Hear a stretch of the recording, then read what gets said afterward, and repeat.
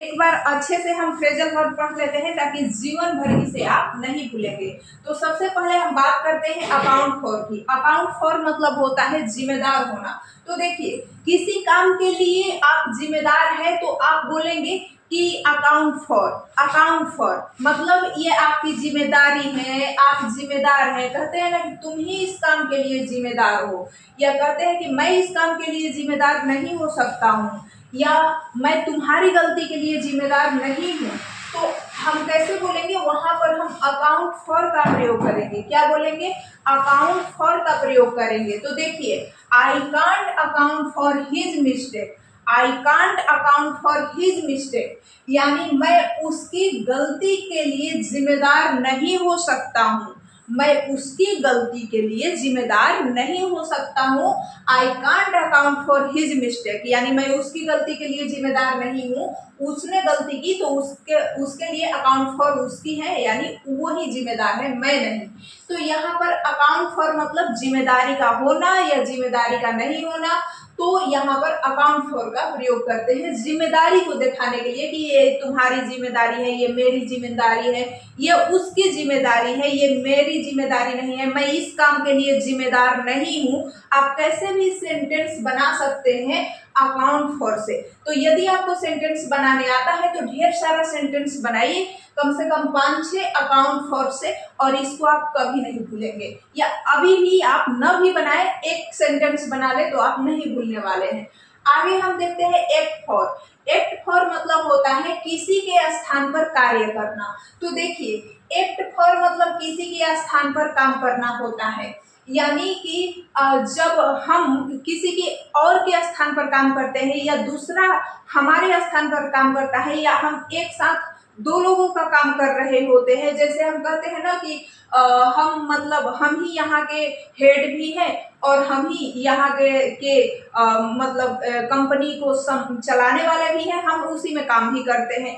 या दो काम हम कर रहे होते हैं तो दो स्थान पर हम काम कर रहे होते हैं, दो लोगों के स्थान पर, तो वो वहां भी एक्ट फॉर का प्रयोग हम कर सकते हैं। तो जब एक ही व्यक्ति दो व्यक्तियों के स्थान पर काम कर रहा हो तो उसको हम बोल सकते हैं कि एक्ट फॉर। जैसे कि देखिए, my secretary will act for me मतलब मेरे सेक्रेटरी मेरे स्थान पर काम करता है। कब? व्हेन आई एम अवे जब मैं बाहर होता हूँ, मतलब बाहर रहता हूँ। तो जब व्हेन आई एम अवे जब मैं बाहर होता हूँ तो my secretary will act for me यानी मेरी सेक्रेटरी मेरे स्थान पर काम करेगा जब मैं बाहर रहूंगा। तो यहाँ पर my secretary will act for me, या इसे कैसे भी बना सकते हैं, ये भी बोल सकते हैं कि मेरे सेक्रेटरी मेरे स्थान पर काम करता है जब मैं बाहर रहता हूँ, या मेरे सेक्रेटरी ही मेरे स्थान पर काम करता है, मतलब वो अपना भी काम करता है और मेरे स्थान पर भी मेरा भी काम देख लेता है। तो वहां पर एक्ट फॉर का प्रयोग करेंगे। एक्ट फॉर मतलब किसी के स्थान पर काम करना। तो देखिए, एक्ट फॉर मतलब तो किसी दूसरे के स्थान पर काम करना, ये हम समझ चुके हैं। जैसे हमें कहना है कि राष्ट्रपति के स्थान पर अब प्रधानमंत्री ही काम करेंगे, तो वहां भी हम एक्ट फॉर बोल सकते हैं। कहीं पर दूसरा व्यक्ति दूसरे व्यक्ति के स्थान पर काम करने वाला है, करेगा या कर रहा है, तो वहां पर हम एक्ट फॉर का यूज करेंगे। अब आप समझ गए होंगे। तीसरा है एक्ट ऑन या एक्ट अपॉन। तो देखिए, एक्ट ऑन या एक्ट अपॉन का मतलब होता है असर डालना। कहते हैं ना, ये दवाई लग रहा है कि असर कर रहा है, मेरा बुखार उतर रहा है, बुखार में असर कर रहा है, या हमने लग रहा है गलत दवाई खा ली है तो वो गलत असर कर दिया। तो अगर हमें असर करने की बात हो, असर किया नहीं किया, या यह दवाई बैक्टीरिया के ऊपर असर कर रहा है, लग रहा है कि बैक्टीरिया के ऊपर असर नहीं कर रहा है, मेरा रोग ठीक नहीं हो रहा है, कैसे भी आपको बोलना हो कि असर कर रहा है, असर नहीं कर रहा है, दवा असर नहीं कर रहा है, तो वहां पर आप क्या बोलेंगे? एक्ट ऑन या एक्ट अपॉन बोलेंगे। जैसे कि this medicine can act on मतलब कि this medicine can act on, can मतलब सकना, यह मेडिसिन यह दवा एक्ट ऑन मतलब असर कर सकता है। इसका मतलब क्या हुआ? असर। तो यह दवा असर कर सकता है योर ब्रेन आपके दिमाग पर। तो this medicine can act on your brain, so don't intake. Don't intake मतलब क्या होता है कि इसका सेवन न करे। इनटेक मतलब सेवन करना, डोंट इनटेक मतलब इसका सेवन न करे, इसे अंदर न ले यानी न खाए इस दवा को, तो डोंट इनटेक। तो वही कह रहा है this medicine can act on your brain, यह मेडिसिन आपके दिमाग पर असर कर सकता है। आपका रोग तो ठीक हो जाएगा लेकिन दिमाग पर गलत असर करेगा। तो this medicine can act on your brain, so don't intake, इसे सेवन न करें। अब देखिए, तो एक्ट ऑन या एक्ट अपॉन का मतलब आप समझ गए होंगे, असर डालना। जहां हमें बोलना है इस दवा ने असर डाली या किसी ने असर डाली, उसका असर, इसका असर, तो ये यहाँ पर एक्ट ऑन। अगर हमें कहना है कहीं पर भी कि जैसे किसी के स्थान पर दूसरा काम कर रहा है तो वह नहीं है इसलिए उसके स्थान पर राम आज काम करेगा, या मैं नहीं रहूंगा घर पर तो मेरा सेक्रेटरी मेरे बदले में काम करेगा, मैं नहीं रहूंगी मेरे बदले में मेरी बहन काम करेगी, यह काम करेगी, या किसी के बदले में कोई काम करेगा दूसरा व्यक्ति, तो वहां पर एक्ट फॉर का प्रयोग करते हैं।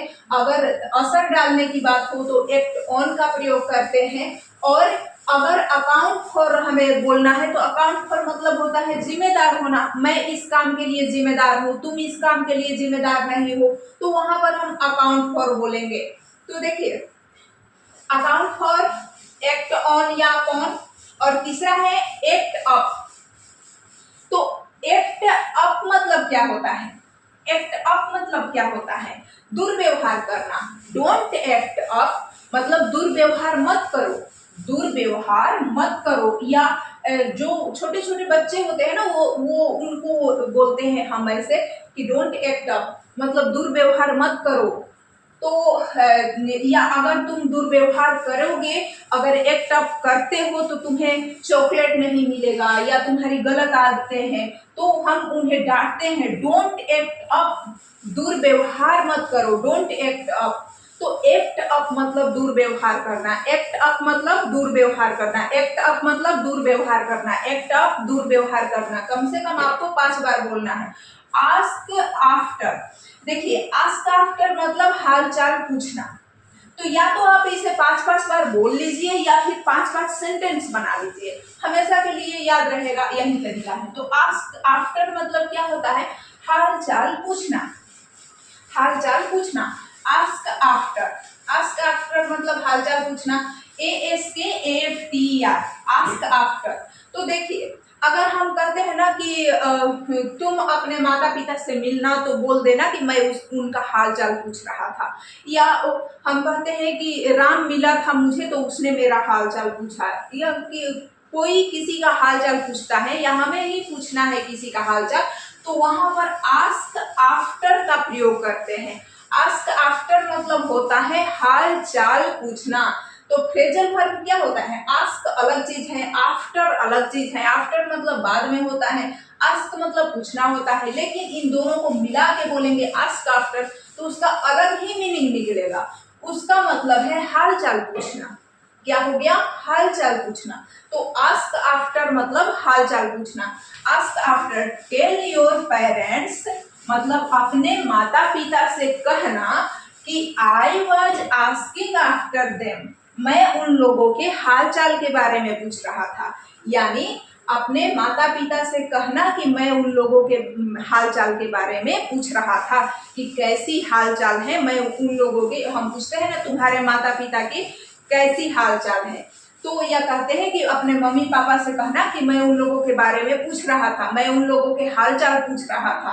तो tell your parents I was asking after them, I was asking after them. Asking after मतलब हालचाल पूछना, और देम मतलब उन लोगों की, क्योंकि यहाँ पेरेंट्स हैं, बहुवचन मतलब माता पिता दोनों की।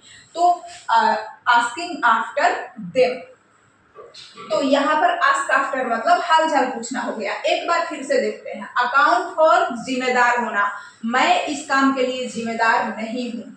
आई एक्ट फॉर, देखिए एक्ट फॉर मतलब किसी के स्थान पर कार्य करना। जैसे कि मेरे नहीं रहने पर मेरे स्थान पर मेरा सेक्रेटरी काम करता है। तो एक्ट फॉर मतलब काम करना, एक्ट ऑन या एक्ट अपॉन। तो एक्ट ऑन या एक्ट अपॉन मतलब क्या होता है? एक्ट ऑन या एक्ट अपॉन मतलब होता है असर डालना। इस दवा ने मेरे दिमाग पर असर डाल दी, तो उसे कहते हैं एक्ट अपॉन। या इस दवा को तुम्हें नहीं खाना चाहिए क्योंकि यह तुम्हारे दिमाग पर असर डाल सकता है। तो एक्ट अप मतलब होता है दुर्व्यवहार करना। एक्ट अप मतलब दुर्व्यवहार करना, जैसे कि डोंट एक्ट अप हम बच्चों को बोलते हैं कि दुर्व्यवहार मत करो। और आस्क आफ्टर मतलब हालचाल पूछना, अपने मम्मी पापा से कहना कि मैं उन लोगों की हालचाल पूछ रहा था। तो tell your parents I was asking after them. तो इस तरह से हमने 5 फ्रेजल वर्ब को आसानी से पढ़ लिया।